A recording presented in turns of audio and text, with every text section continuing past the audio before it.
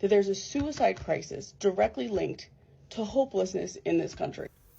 Imani is right. The personal is political, the political is personal, and is driving people toward feelings of hopelessness that they feel can only be resolved with unaliving themselves. We're going to talk a little bit more about that, so that's your trigger warning. For those of you who don't know, I'm Dr. Donna Oreo, a sex and relationship therapist in the Washington, D.C. metro area, and this is something that is coming up as a conversation of increasing concern within the mental health field, right? Because one thing that it is that we've noticed is an increase in people coming to therapy with comorbidity. What that basically means is that you have more than one diagnosis because of the way life be life, right? So people coming in with anxiety, but they're also being diagnosed with depression, right? And while you may have those things, we also have to keep in mind that people at this time of year also tend to have a little sprinkling of seasonal affective disorder, because the sun is not sunning the way that the sun suns in summer, right? So it becomes part of the problem, in addition to the fact that they're being priced right out of life, right? So many of us are having issues. We can't afford to live the lives that we want to, right? You can't afford good groceries, so you definitely can't afford that healthy thing.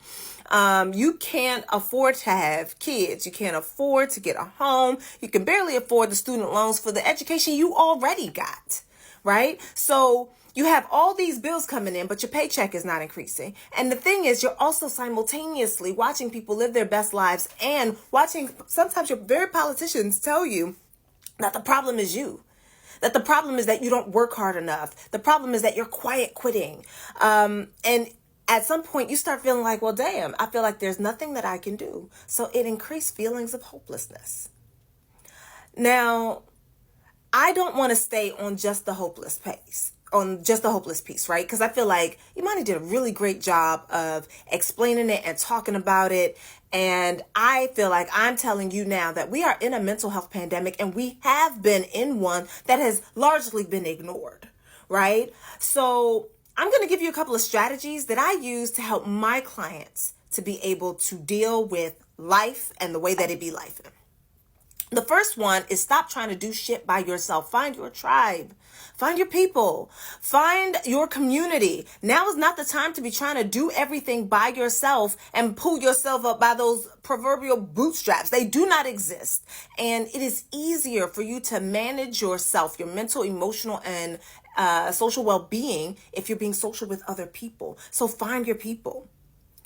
Number two, do what you can do.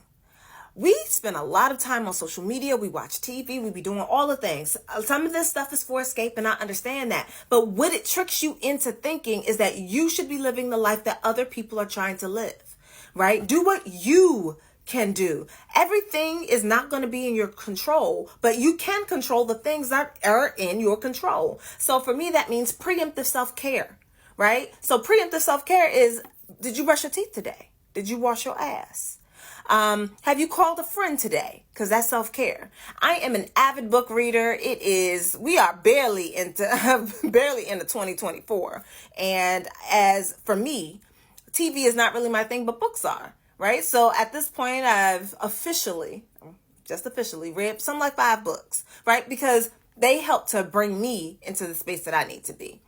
I am planning outings with friends because having something to look forward to also is good for my mental health.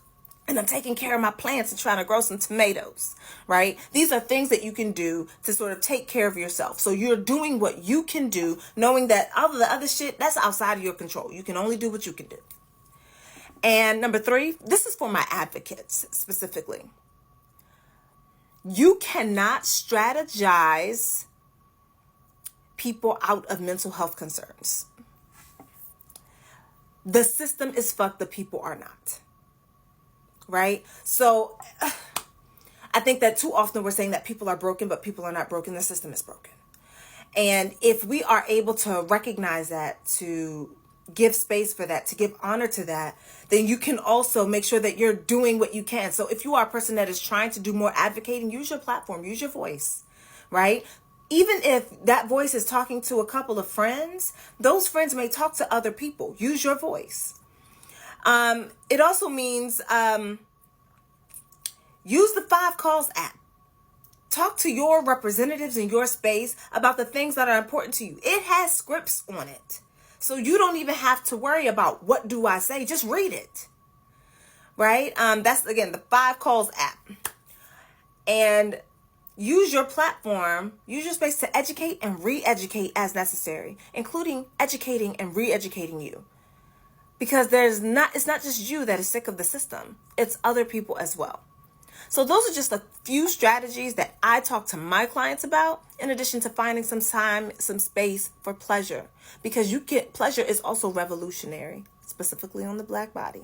So I'm saying do all that you can and let the rest handle itself, right? Do what's in your power to do.